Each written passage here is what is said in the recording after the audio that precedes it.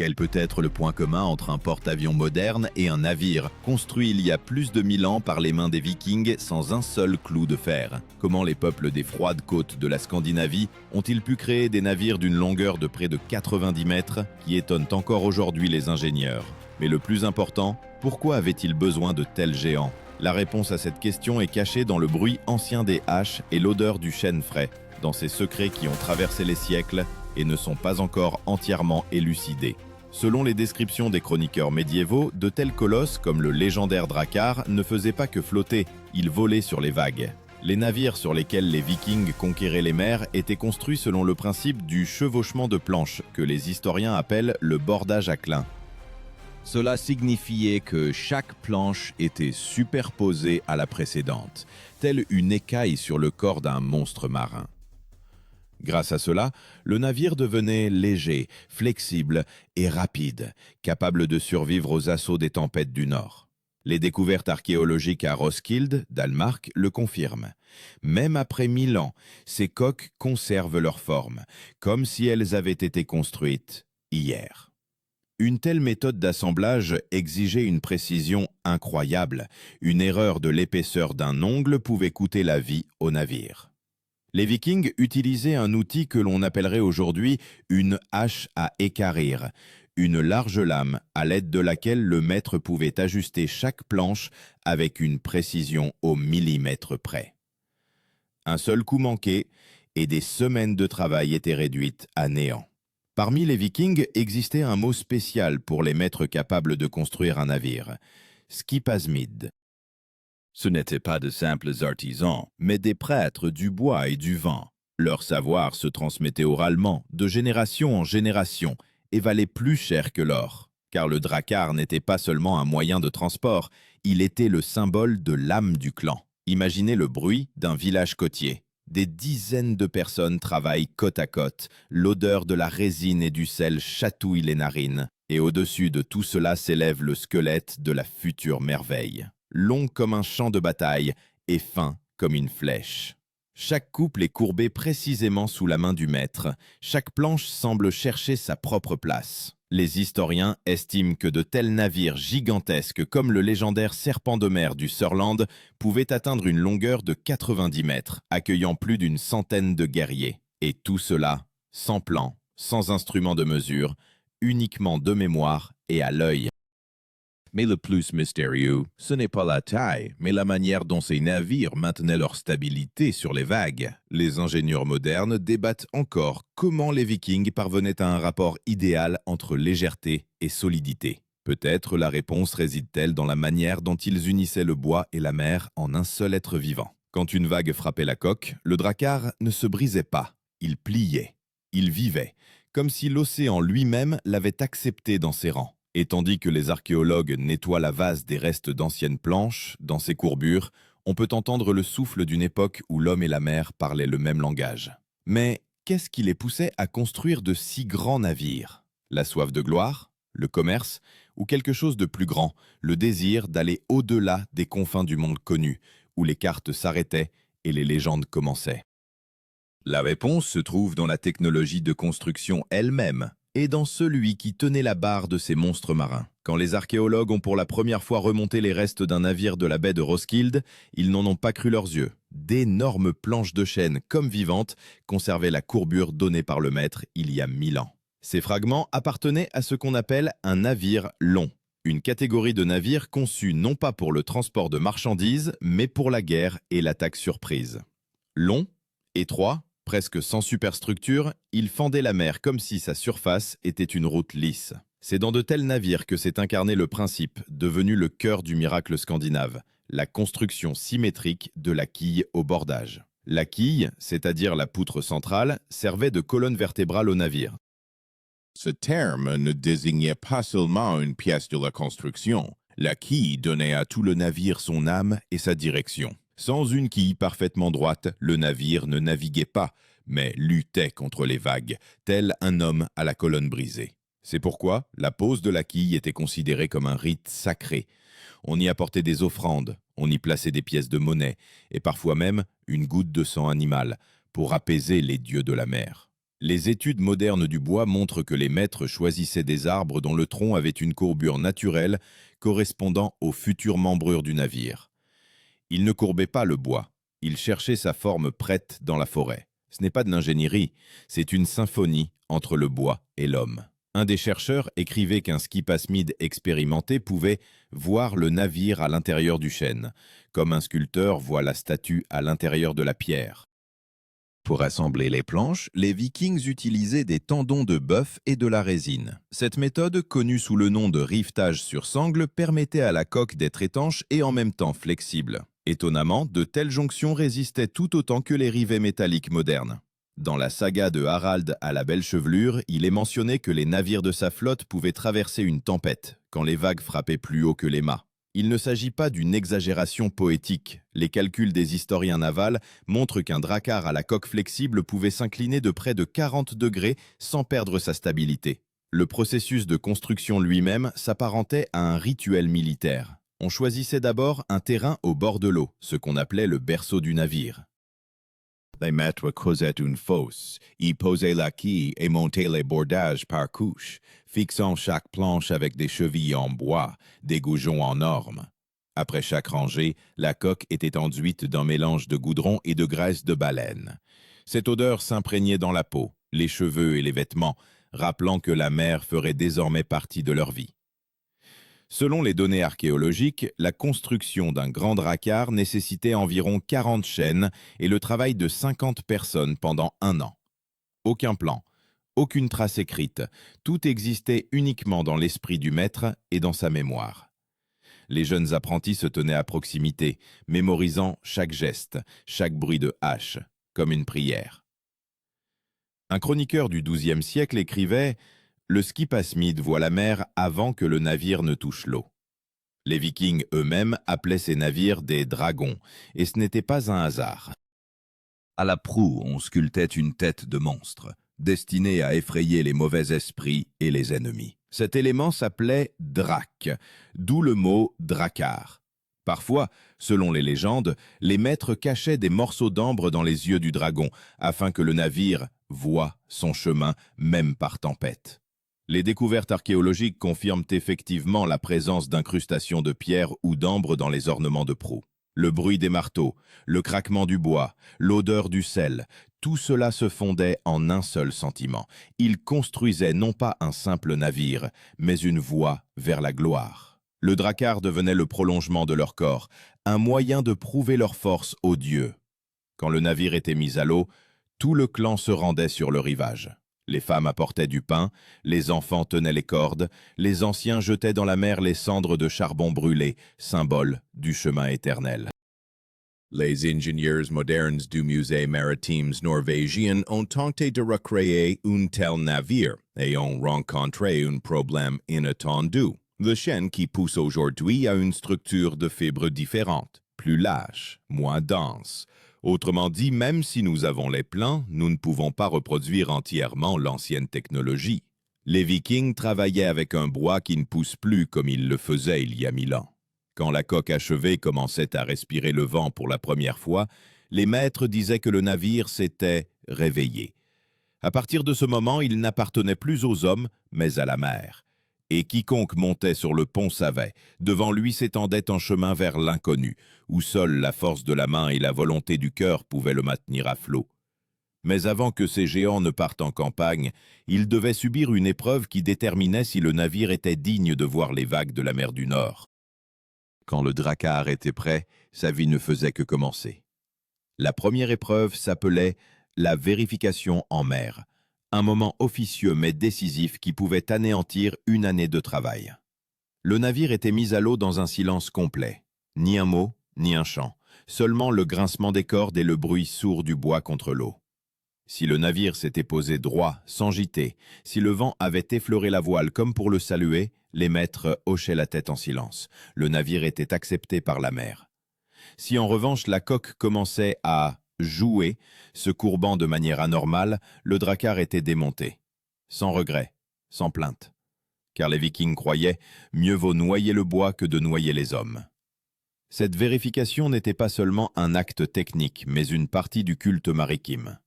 Les marins eux-mêmes l'appelaient du mot « seidr », une initiation magique. Le seidr n'était pas de la sorcellerie, mais une manière d'entendre la volonté des éléments.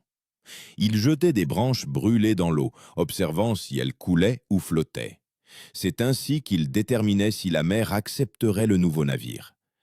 Les archéologues ont trouvé des morceaux de bois carbonisé près des sites de construction, et de nombreux chercheurs y voient une trace directe de ce rituel. Après l'approbation de l'eau, l'étape suivante arrivait, l'armement. La principale fierté du drakkar était sa voile. Elle était tissée en laine, imprégnée de graisse et de sang d'animaux afin d'être imperméable. Oui, la voile viking était littéralement vivante. Elle sentait, elle absorbait le sel et le soleil, et de ce fait, elle devenait plus dense à chaque voyage. Des chercheurs de l'université d'Oslo ont prouvé qu'une telle voile en laine pouvait résister à des rafales de vent qui déchireraient des tissus synthétiques modernes. Le mât, c'était le cœur du navire. Il était installé manuellement, sans mécanisme de levage. Des dizaines d'hommes soulevaient le lourd tronc à l'aide de cordes, et les femmes chantaient des chansons rythmées pour donner le tempo et maintenir l'accord entre les corps. Ce moment était si important que certaines sagas disent « Quand le mât est levé, le navire prend un nom ».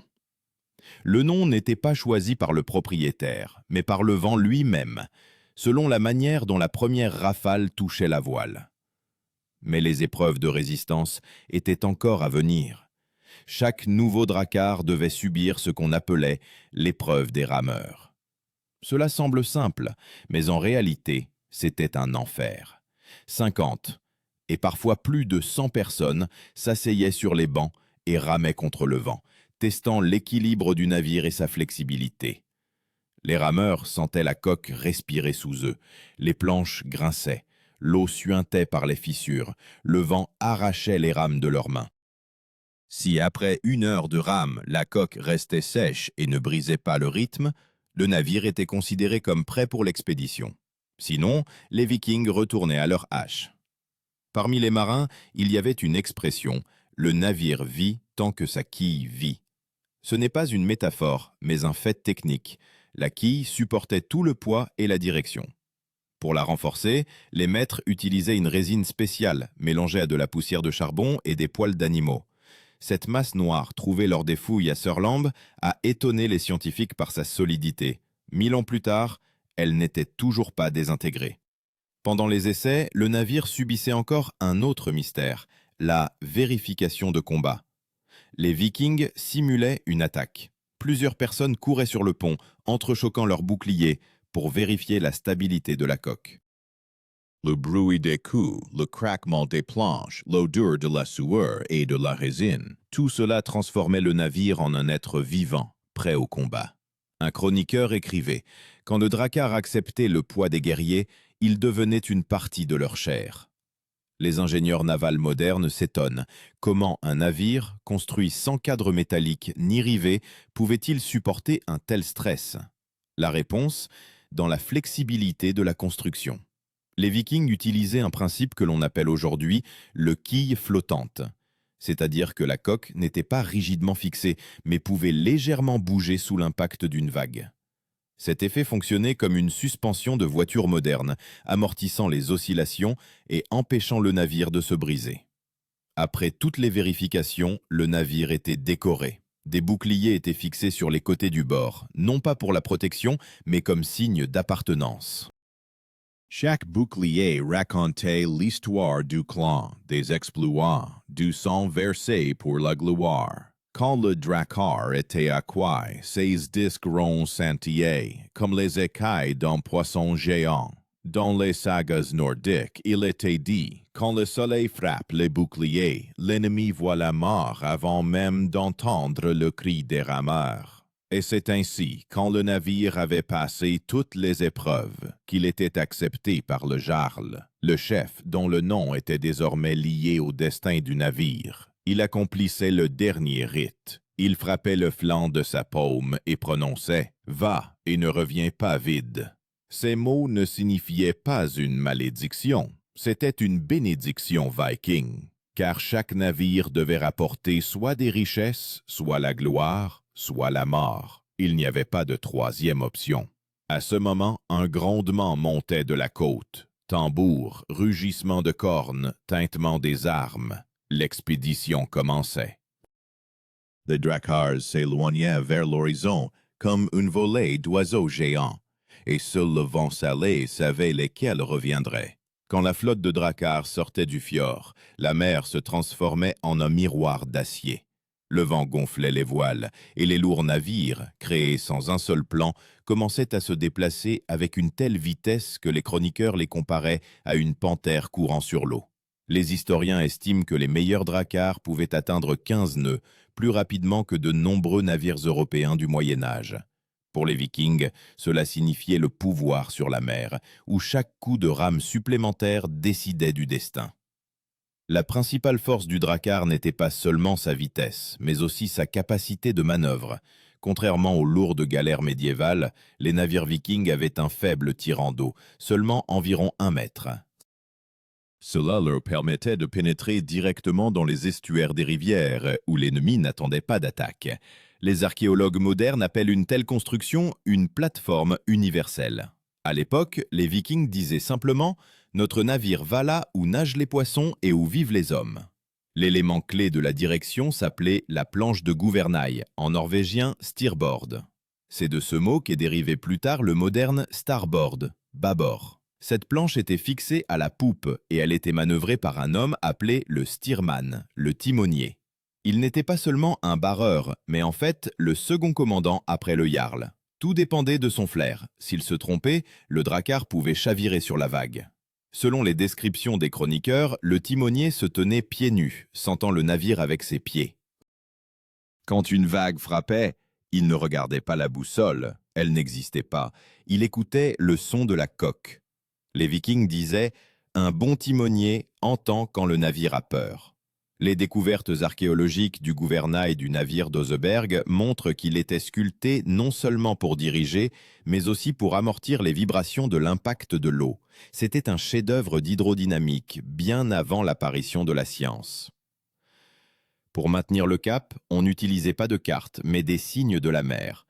La direction du vent, le vol des oiseaux, la couleur de l'eau, l'odeur du sel. Les pierres solaires, des cristaux de calcite transparents qui réfractaient la lumière même à travers les nuages, avaient une importance particulière. Les historiens ont longtemps considéré cela comme un mythe, jusqu'à ce qu'en 2012, un tel cristal soit retrouvé sur un navire anglais du XVIe siècle, preuve que la technologie existait réellement. Les Vikings pouvaient déterminer la position du soleil avec une précision de quelques degrés, même par temps couvert. Quand les dracars partaient en expédition, chaque rameur avait sa place, un banc fixé au bord. Les rames passaient par des ouvertures fermées par des manchons en cuir, pour empêcher l'eau de pénétrer à l'intérieur. Ces ouvertures s'appelaient « or », d'un mot signifiant le souffle. Les Vikings disaient « L'or, ce sont les poumons du navire ». Mieux il respirait, plus vite le drakkar avançait. Les rames étaient faites d'en frêne, un bois flexible mais robuste, capable de supporter des dizaines de milliers de coups sur l'eau. Pendant la navigation, une discipline de fer régnait à bord. L'équipage était divisé en bords, gauche et droit, comme les deux mains d'un même corps. Quand le signal était donné au corps, les rameurs devaient frapper à l'unisson. La rupture du rythme était sévèrement punie, non pas par le fouet, mais par la honte. Un Viking qui brisait le rythme perdait le respect, et donc le droit à sa part de butin. La nourriture à bord était simple, viande séchée, poisson, galettes d'avoine et bière diluée avec de l'eau de mer. Tout était calculé pour la survie lors d'un long voyage. Chaque goutte d'eau douce était précieuse.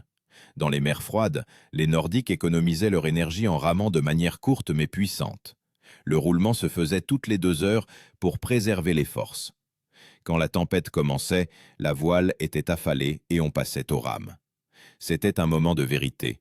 La mer mettait à l'épreuve non seulement le navire, mais aussi les hommes. Les vagues s'élevaient comme des montagnes, le mât pliait sous le vent et la quille gémissait comme un être vivant. Et pourtant, les dracars survivaient. Grâce à sa flexibilité, la coque ne se brisait pas, mais bougeait avec la vague. Les ingénieurs modernes reconnaissent, c'est cette vivacité de la construction qui a permis aux Vikings d'atteindre l'Islande, le Groenland et même les côtes de l'Amérique du Nord. Chaque expédition était un jeu avec la mort. Les Vikings savaient, si la mer les prenait, elle ne rendrait que des copeaux. Mais la peur ne les empêchait pas de chanter. Pendant les tempêtes, ils entonnaient des chants de guerre, graves, rythmés, au son des coups de rame, pour couvrir le bruit du vent. Dans ces chants résonnait la philosophie du monde nordique. Si tu meurs, la mer t'accueillera comme un frère. Et pourtant, c'est précisément dans ces navigations que se cachait le secret principal du Drakkar. Il n'était pas conçu pour le commerce ou la gloire. Sa forme, sa flexibilité, sa vitesse, tout indiquait un seul objectif, le débarquement, l'attaque instantanée, la surprise. Quand les Drakkars approchaient du rivage ennemi, leurs ombres se confondaient avec l'horizon. Et avant même que les sentinelles n'aient eu le temps de donner l'alerte, les premiers guerriers foulaient déjà le sable, prêts à transformer n'importe quelle côte en le début d'une nouvelle saga. Quand le rivage se rapprochait, les Drakkars changeaient d'apparence. Voiles déployés, ils ressemblaient à des oiseaux, mais dès que les Vikings entendaient le bruit des vagues, ces oiseaux se transformaient en prédateurs. La voile était affalée, les rames entraient dans l'eau et le navire glissait vers la terre presque sans bruit. À partir de ce moment, commençait ce pourquoi il avait été créé, l'invasion instantanée. La force principale du Drakkar, son faible pirando. Grâce à elle, le navire pouvait s'approcher du rivage là où d'autres navires s'échouaient.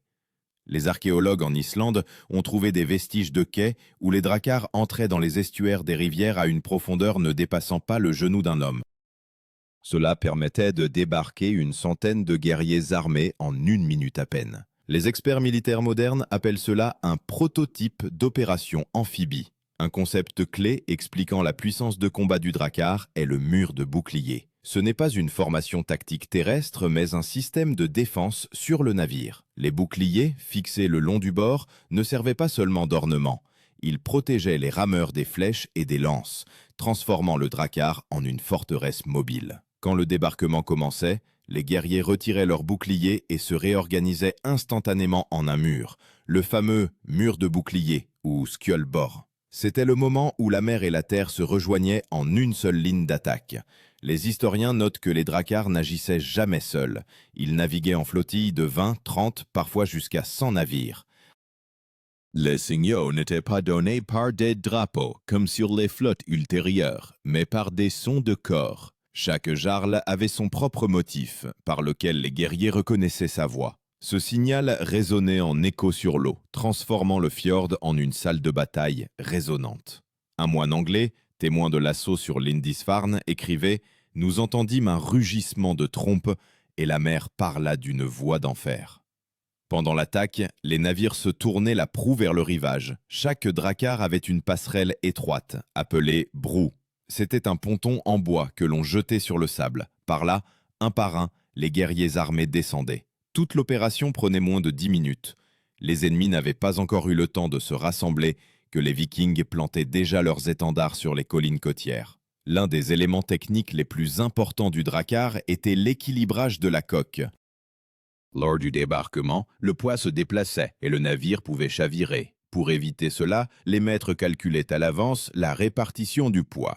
Les ingénieurs navals modernes, qui ont analysé les reconstructions, ont noté le centre de gravité du Drakkar était idéalement situé entre le mât et le milieu de la quille. Cela permettait au navire de rester stable même lors d'un débarquement rapide de personnes sur le rivage. Lorsque l'attaque était terminée, le navire n'était pas abandonné. Il était ramené à l'eau à l'aide de cordes tendues sur des rouleaux en bois.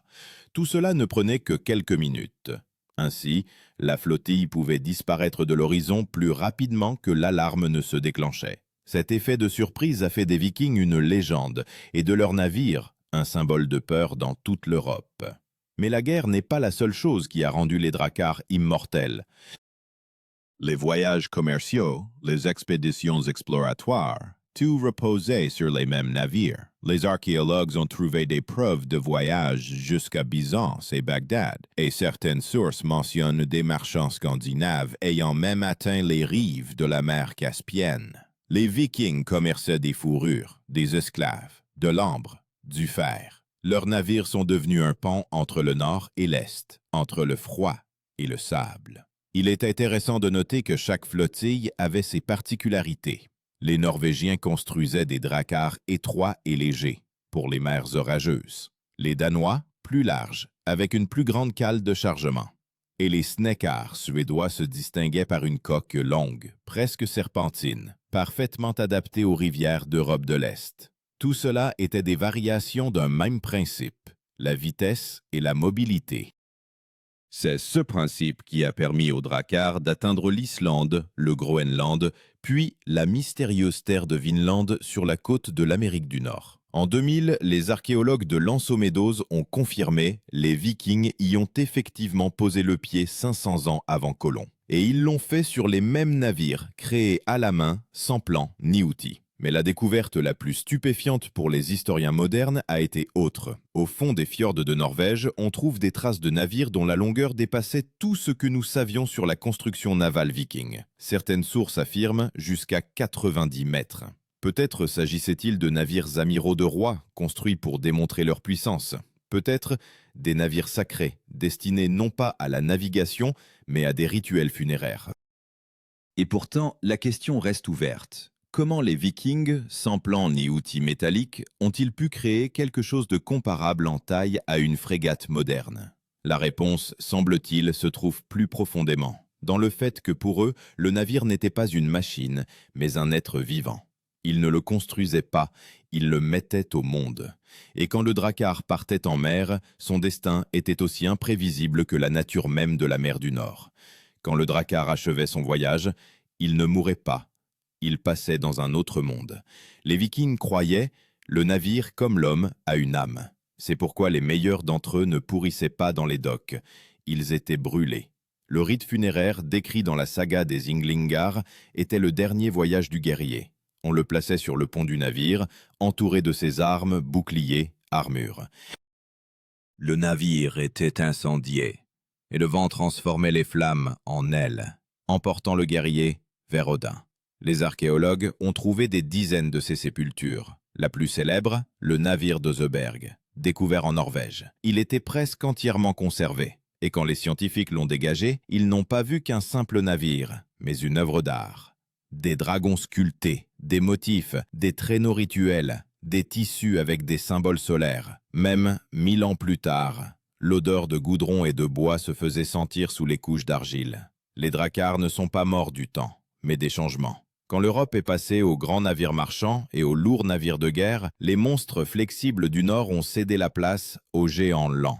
Mais leur esprit n'a pas disparu. Les principes de leur construction, symétrie, flottabilité, solidité et légèreté, ont servi de base à de nombreuses technologies maritimes.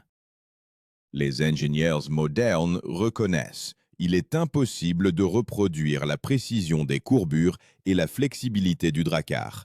Il n'était pas le résultat d'un calcul, mais le résultat d'un sentiment, celui-là même qui unissait l'homme et le bois, le vent et la mer. Et maintenant, connaissant leurs secrets, une question se pose. Pourrions-nous, armés de toutes les technologies, construire un navire qui vivrait 1000 ans et serait toujours vivant?